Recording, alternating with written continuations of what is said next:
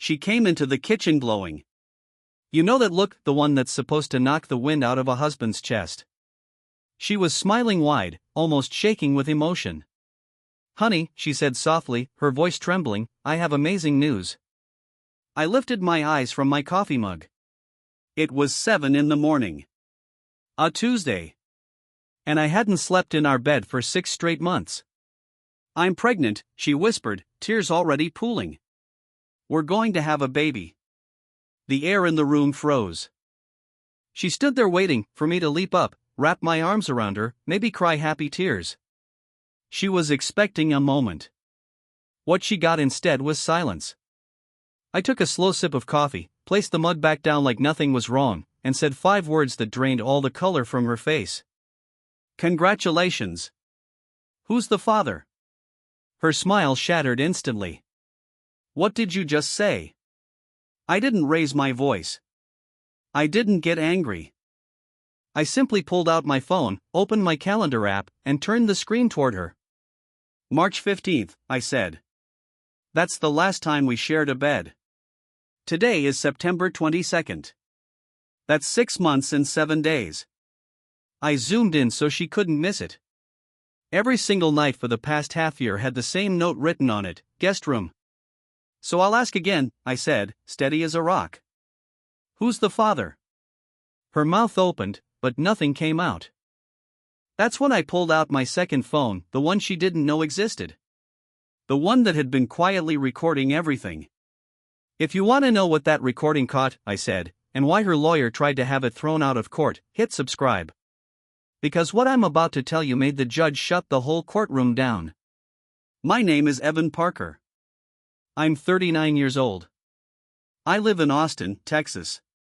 I'm a software engineer. I work from home most days, which means I'm around the house a lot more than most husbands.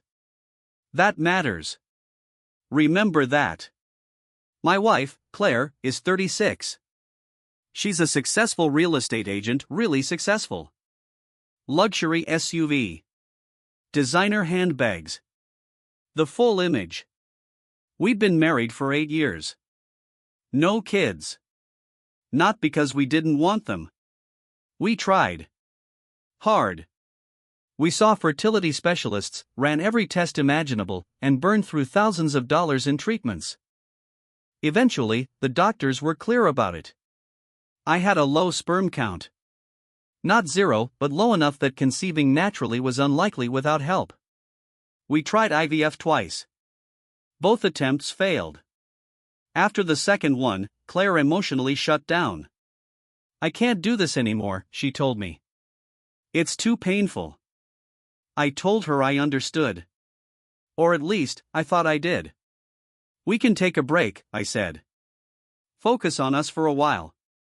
She nodded, but something in her changed after that. She started coming home later. Attending more networking events. Working weekends, always with open houses or client meetings. Then one night in March, she dropped the bomb. I think we should sleep in separate rooms for a bit. I stared at her like she'd lost her mind. What? Just temporary, she rushed to explain. I'm stressed. I'm not sleeping well. I need space. Space? I said. Claire, we're married. I know, she said quickly. And I love you. But I need this. Please. I didn't fight her. Maybe that was my mistake. Instead, I packed a bag and moved into the guest room. And I stayed there.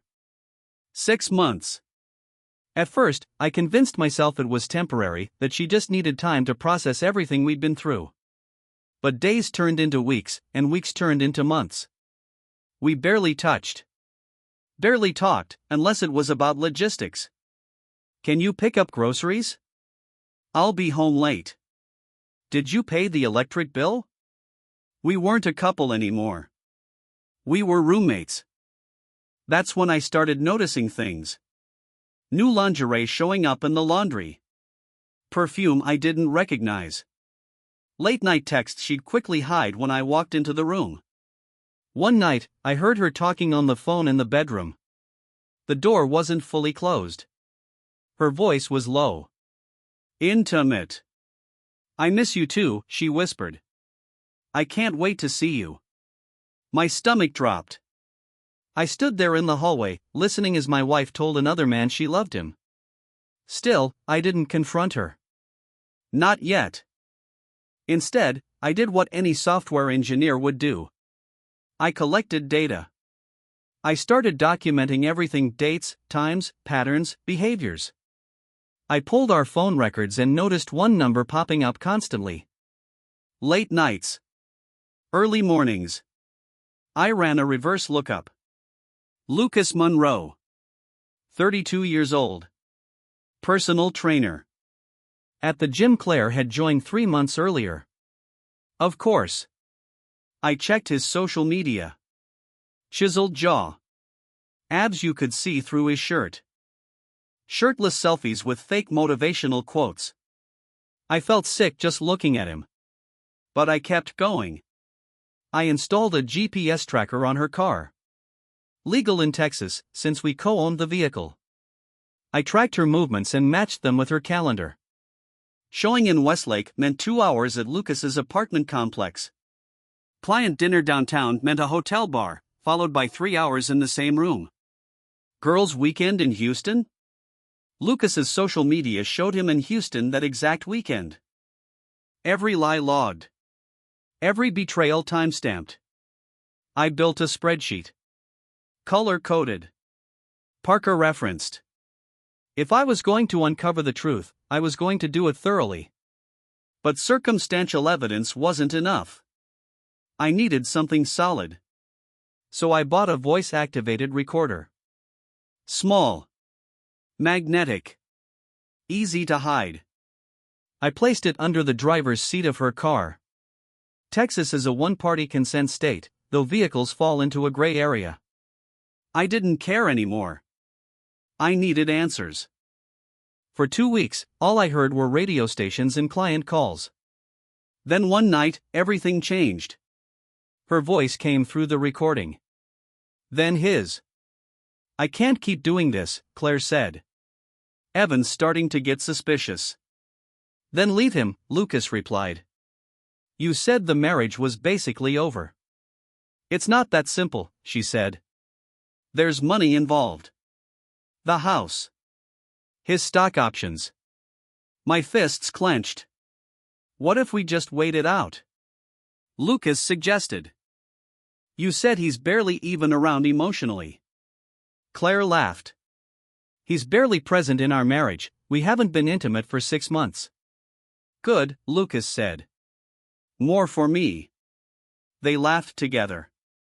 I turned off the recorder, sat in my car in the driveway, and made a decision. The next morning, I called a lawyer. Her name was Diane Foster. A colleague had recommended her with just 4 words, she doesn't lose. I sat in her office and played the recordings. She didn't interrupt. She didn't react. When it ended, she leaned back in her chair. How long has the affair been going on? She asked. At least 3 months, I said. Possibly longer. And you've been sleeping in separate rooms for 6 months? Yes. She nodded slowly. Diane wrote something down on her legal pad and nodded. That's going to matter, she said. Matter how? I asked. If she tries to claim that any child is yours, we can show a clear pattern of separation, Diane explained. No cohabitation. No intimacy. I frowned. She's not pregnant. Diane looked at me calmly. Not yet. I didn't understand what she meant at the time. I did 3 weeks later. I was working from home that afternoon, sitting at my desk, when I heard the front door open around 4.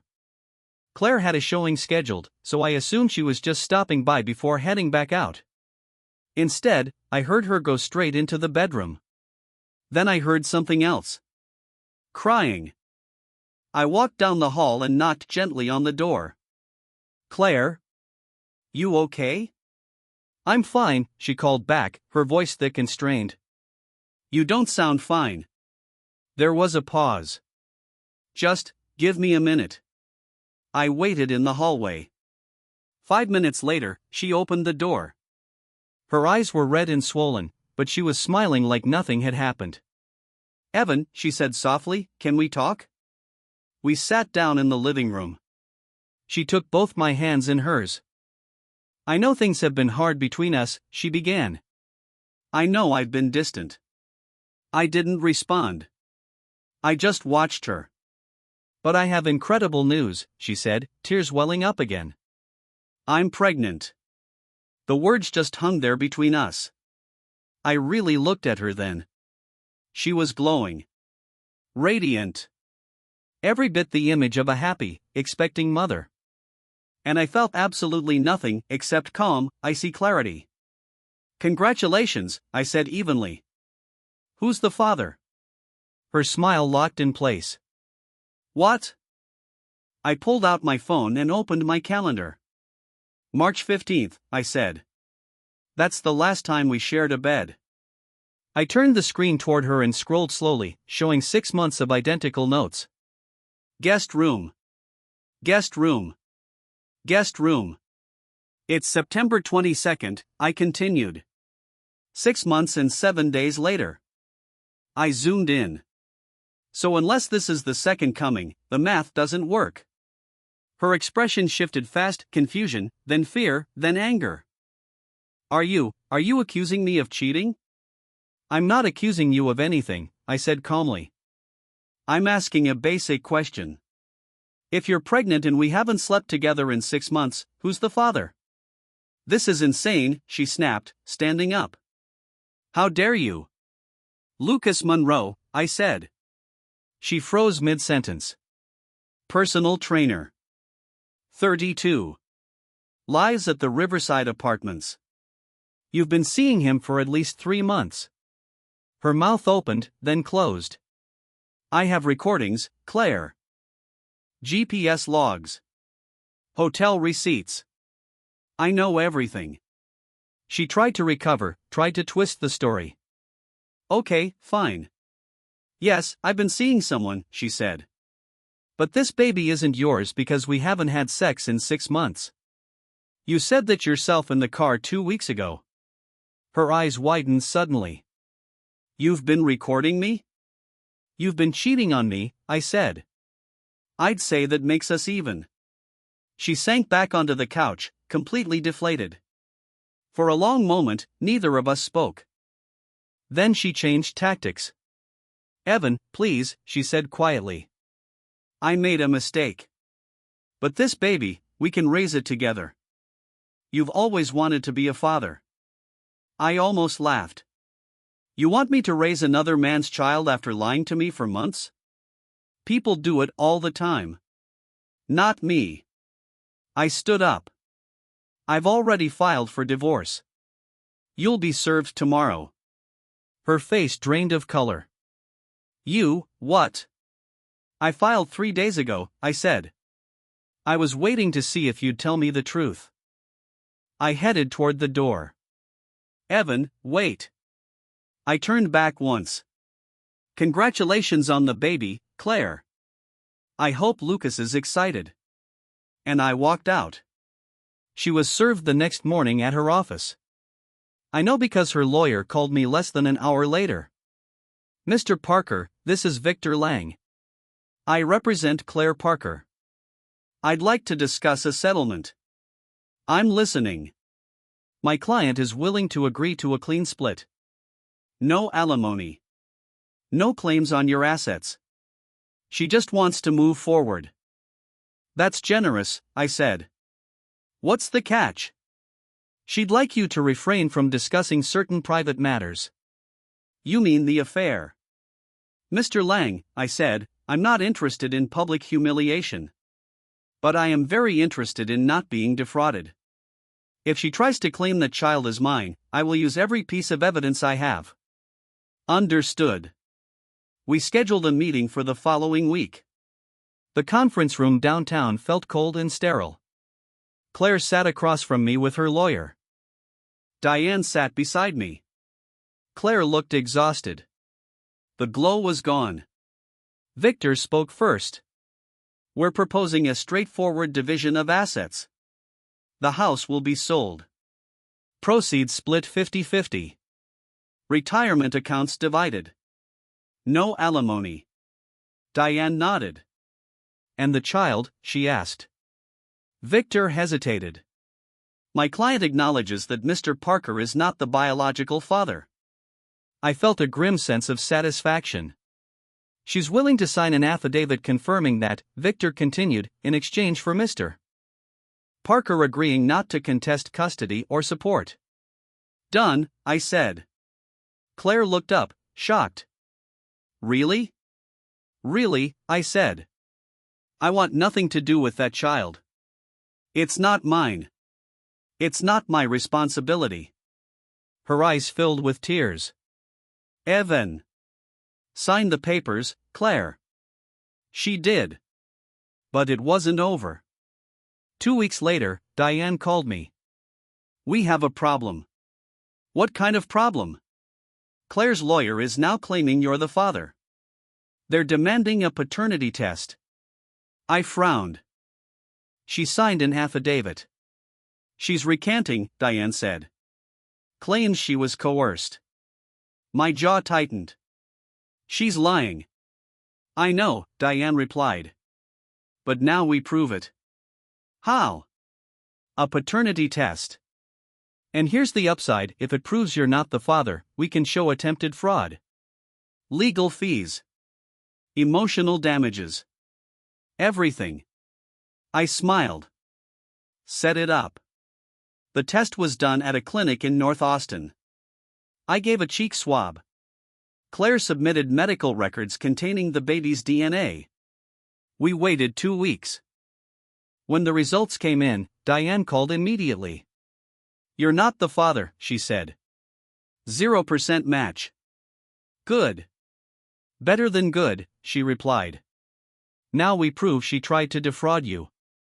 I'm filing an amended petition. Do it. The next hearing felt completely different. The judge reviewed the paternity results. Then the timeline. Then the recordings.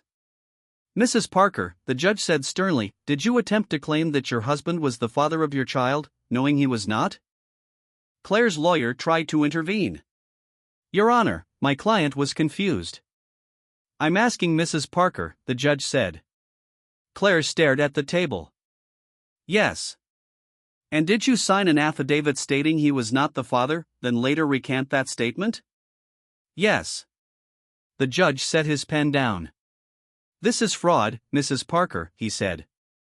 You attempted to deceive this court and your husband for financial gain. He turned toward Diane. What do you want? The lawyer asked. Full reimbursement of legal fees and penalties for her fraudulent claims. The judge looked at me, then nodded. Granted. Mrs. Parker will cover all legal fees. She will also receive nothing from the house or retirement accounts. Claire froze. Her face turned red. What? You committed fraud, Mrs. Parker. This court doesn't reward that. Victor tried to speak, but the judge cut him off. This hearing is over. I walked out of that courthouse feeling lighter than I had in years.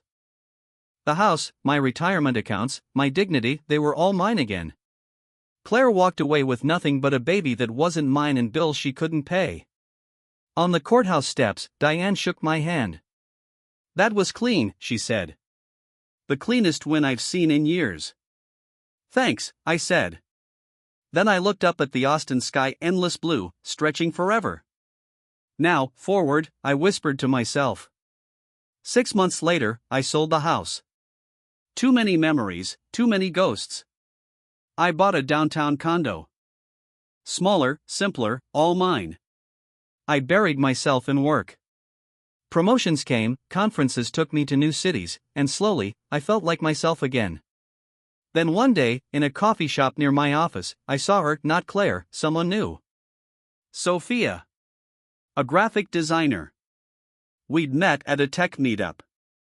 We talked about work, about Austin, about life. She didn't know my past, nothing about Claire, the divorce, or all that chaos. She just knew me as Evan, software engineer, coffee addict, guy who laughs at bad puns. And that felt good. We started seeing each other slowly. I didn't rush. I didn't push. Trust had been broken before, and I wasn't making that mistake again. But Sophia was different. Honest. Straightforward. No games. One night, over dinner, she asked quietly, "Have you ever been married?" I paused. "Yeah, it didn't work out." "I'm sorry," she said. "Don't be. I'm better off." She smiled. "Good. Because I like who you are now." And in that moment, I understood, Claire had tried to trap me with lies. But the truth had freed me. Through friends, I later heard that Claire had her baby, a boy. Lucas wasn't around, he left when things got messy. She was raising the child alone, working 2 jobs just to survive. Part of me felt sorry for her. But a bigger part remembered the recordings, the lies, her attempts to make me responsible for a child that wasn't mine. She had chosen her life. A year later, I got a message on LinkedIn from her. "Evan, I know I don't deserve a response, but I wanted to say I'm sorry for everything. You deserved better. I hope you're happy." I stared at it. Then I deleted it. Not out of anger. Not out of spite. I deleted it because I had moved on. She belonged to a life I no longer lived. 2 years later, Sophia and I got married. Small ceremony. Close friends. No drama. Our honeymoon was Italy, too much pasta, too much wine, and laughter until it hurt. One night, on a balcony overlooking the Amalfi Coast, she took my hand. "I'm glad I met you," she said. "Me too," I said. "Do you ever think about before?" I stared at the water, dark and endless. "Sometimes. But not in the way you think." "What do you mean?" "I don't miss it. I don't regret it ending. I just learned from it." "What did you learn?" "That the truth always comes out. And when it does, you want to be on the right side of it." She squeezed my hand. "I'll drink to that." We clinked glasses. And I realized, Claire had tried to rewrite history, make me the father of a child that wasn't mine. But history doesn't bend. The truth does. If you've ever been lied to, trapped by someone's deception, or forced to choose between a comfortable lie and a hard truth, this story's for you. The best revenge isn't proving them wrong. It's living a life where their lies no longer matter. 3 years after the divorce, I was cleaning old files when I found the recordings I'd made in her car, the ones that proved everything. I held the USB drive in my hand, thinking about betrayal, lies, and the day my marriage ended. Then I walked into the kitchen, turned on the gas stove, and held the drive over the flame. Plastic bubbled, metal warped, smoke curling upward. Sophia walked in. "What are you doing?" "Letting go," I said. She watched silently as the drive melted to nothing, then wrapped her arms around me. "I'm proud of you," she said. "For what?" "For moving forward instead of looking back." I turned off the stove, tossed the remains in the trash. "I don't need proof anymore. I know what happened. That's enough." And it was. Last month, Sophia told me she was pregnant. We were in the same kitchen where Claire had lied to me 3 years ago, but everything was different. "Are you happy?" Sophia asked, nervous. I pulled her close. Terrified. Excited. And so happy. "Good," she whispered. "Because I am too." We sat there for a long time, just holding each other, thinking about how different this moment was from that other one. No lies. No doubts. No questions. Just us, building a life together. Our daughter was born on a Tuesday in March, the same month Claire had asked for separate bedrooms, but this time, there was no distance. Just Sophia, me, and a tiny human with my eyes and her mother's smile. I held her in the hospital room, this perfect little person, and felt something I'd never felt before, complete peace. What should we name her? Sophia asked. I looked down at our daughter. Lily. Sophia smiled. Lily Parker. I like it, I said. Me too. Because that's what she is. Proof that after betrayal, after lies, after everything falls apart, you can still build something beautiful. You just have to be willing to start over with the truth. If this story reminded you that endings can turn into beginnings, comment new chapter. If you've ever had to rebuild after betrayal, know you're not alone. Hit subscribe. Stick around. The best stories aren't about perfect people, they're about real people who keep going, even when it hurts. Especially when it hurts. 5 years later, I was at a park with Lily. She was running around the playground, pigtails bouncing, squealing at everything in sight. Sophia was beside me, pregnant with our second. Daddy, push me. Lily called from the swings. I jogged over and started pushing her higher, little feet kicking at the air. Higher, she squealed. You sure? Higher. I leaned into it and pushed harder, and she let out that laugh, pure, wild, uninhibited, the kind only kids can manage.